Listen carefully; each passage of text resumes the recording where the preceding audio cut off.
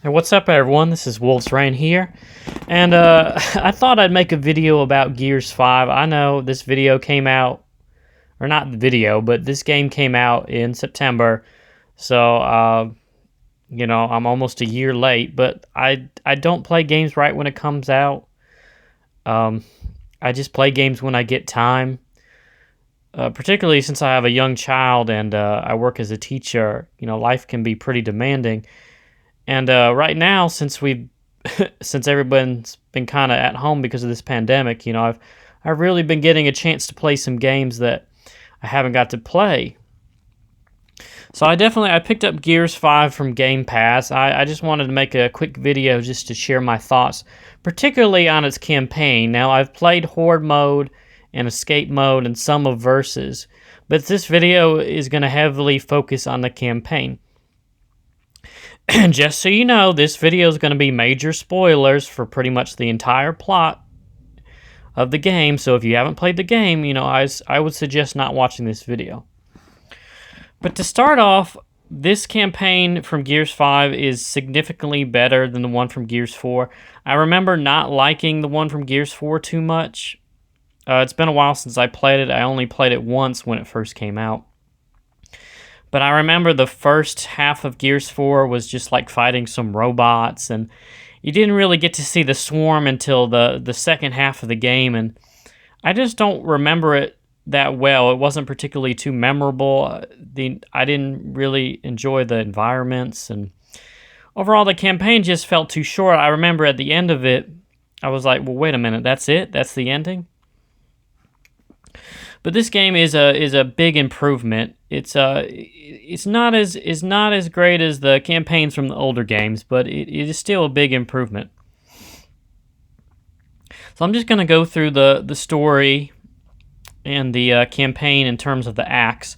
So Act 1 is a great opener. It has you fighting the Swarm. You're controlling JD. And actually, this is the only act where you control JD, because you control Kate throughout the rest of the story. But the environments were a big improvement from Gears 4. I loved going out in the city and seeing all the destruction and fighting the Swarm. I was just having a good time with Act 1. The game looked beautiful. The graphics were amazing. This is probably one of the best looking games on the Xbox One, especially if you have an Xbox One X. Now, after Act 1, Act 1 plays in the same kind of Gears fashion, shooting things, cover shooter. But it's when you get to Act 2 that you kind of see something that you haven't seen from Gears before. You're controlling Kate, first off, which you haven't controlled before, and you have Del by her side. And it's just Kate and Del through all of Act 2. And the game kind of turns into a semi-open world game. You have a map and a skiff that you ride around on. And I thought that was pretty neat. I thought that was a pretty neat addition to the game that we haven't seen before. You could go around the map and find optional areas to upgrade Jack, which is your robot. And I did all the areas. I loved it. I loved going through the map, and I loved the small little firefights that were just between you and Kate and Del. They were all pretty unique. And Act 2 really delves back into more of the backstory of Gears, and it answers some questions that we didn't get answers to, like in Gears 3, like who was the Queen? And we get to learn about Kate's origins, and I found myself really invested in the story during Act 2. But then, so you kill I think it was called the matriarch or whatever was controlling Kate in her mind. And that storyline kind of ends right there. And then you move into Act 3, and this is where I thought the story and the campaign just kind of fell flat a little bit. It slowed down. Basically, you join up with JD and Faz again in Act 3. Pretty much the whole act, again, you're going through the semi-open world, but kind of a different environment. And I didn't really like that concept as much this time because we had just seen it in Act 2. And then Act 3 was kind of doing the same thing with the semi-open world format. But I didn't really like navigating around the desert. I thought all the storms were terrible. It made navigating not fun because you'd have to get through all the storms and you might get killed over and over. And I just wanted to explore like I could in Act 2 freely. But it was okay. But pretty much the whole Act 3 is you just trying to build a rocket. The plot really doesn't develop much at all from there.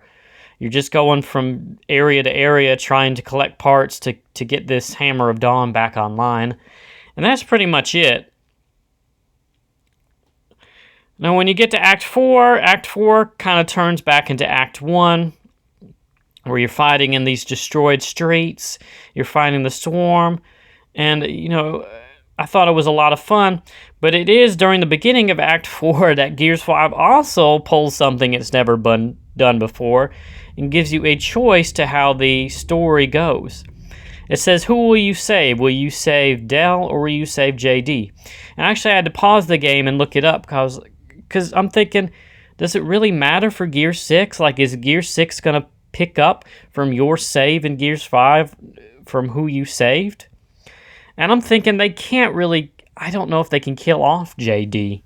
Because JD is such an integral part of this story. You know, him and Marcus, that storyline. So I don't really know how they're going to pull that off.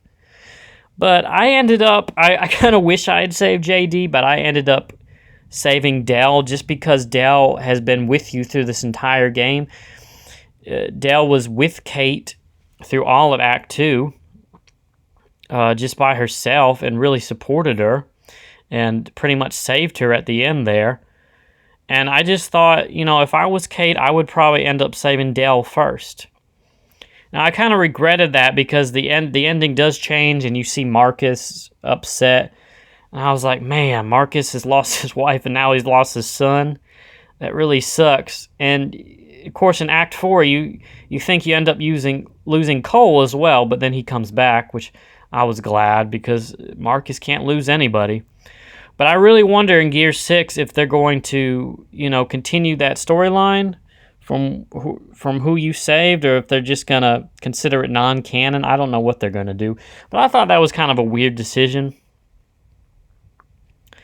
But now the last boss of Act 4 I did not enjoy. I thought it was just kind of tedious and frustrating. You're fighting that big monitor tongue thing again, and you're basically just shooting his tongues, and he keeps grabbing your teammates.